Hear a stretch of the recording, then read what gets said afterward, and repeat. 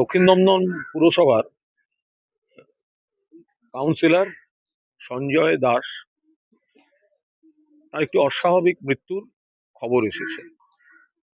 সেই খবর পেয়ে মাননীয় বিরোধী দলনেতা শোভনদেব চট্টোপাধ্যায় এবং আমরা এসেছি, এখানে সবাই রয়েছেন।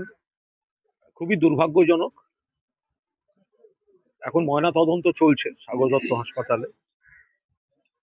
পুলিশ নিশ্চয়ই তদন্ত করছে, এখনই সবটা বলার সময় আসেনি, কিন্তু প্রাথমিকভাবে যা অভিযোগ, যে এখন আমরা যা শুনছি এখানে, যে যিনি আত্মহত্যা করেছেন বলে যে অস্বাভাবিক মৃত্যু, তার বিরুদ্ধে কোনো অভিযোগ, কোনো কেলেঙ্কারির সঙ্গে জড়িত থাকা, কারুর কোনো দাবি, কারুর কোনো অভিযোগ, এই ধরনের কোনো সামান, কোনো এজেন্সির তদন্ত, এ ধরনের কোনো কিছু ছিল না, যেটা আমরা যারা পাড়ার লোক সবাই রয়েছেন তাদের কাছ থেকে যা শুনছি। কিন্তু একটা ঘটনা ঘটেছে, যে কেউ বা কারা, এই মুহূর্তে নাম বলার পরিস্থিতি নয়, পরিবেশও নয়, নির্বাচনের পর কিছুদিন পর থেকেই তার কাছে বিপুল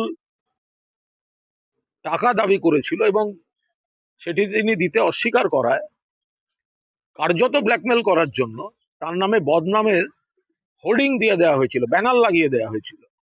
ইন্টারেস্টিংলি, যাদের নামে, যে দুজন ব্যক্তির নামে ব্যানারটা দেওয়া হয়েছিল, মানে যারা দিচ্ছেন বলে, তারা দেননি, মানে তারা অবাক, তাদের অজান্তে, মানে কোনো একটা চক্র যে বদনাম করার জন্য। আর ইনি মানসিক খুব চাপে ছিলেন, যে ওই ধরনের একটা হোর্ডিং পড়ছে পাড়ায়, যাদের নামে পড়ছে তারা প্রতিবাদ করছেন, তারা জেনারেল ডায়েরি করে দিয়েছেন, এই এই বদনাম আমরা করিনি, এটা আমাদের নাম করে দেওয়া হয়েছে।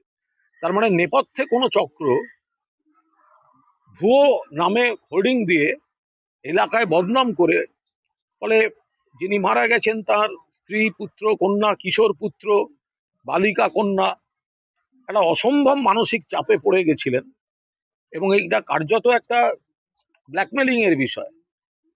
তিনি বলেছিলেন, আচ্ছা ঠিক আছে, তোমরা জিতেছো, তোমরা একটু খাওয়া দাওয়া, মিষ্টি খাও, ভাত মাংস খাও, আমি এইটুকু দিচ্ছি, কিন্তু এত বড় অঙ্ক আমার কাছে চাইলে আমি তো এসব কিভাবে দেবো। তারপরে এইগুলো শুরু হয় এবং হুমকি শুরু হয়, অমুক করে ছাড়বো, জেল খাটিয়ে ছাড়বো। উনি মানসিক খুব চাপে পড়ে যান। আবার অন্যদিকে কার বিরুদ্ধে কি আছে আমরা জানি না, কিন্তু এর বিরুদ্ধে কিন্তু কোনো তদন্ত চলছে বা কোনো অভিযোগ, এই ধরনের কোনো খবর কিন্তু নেই।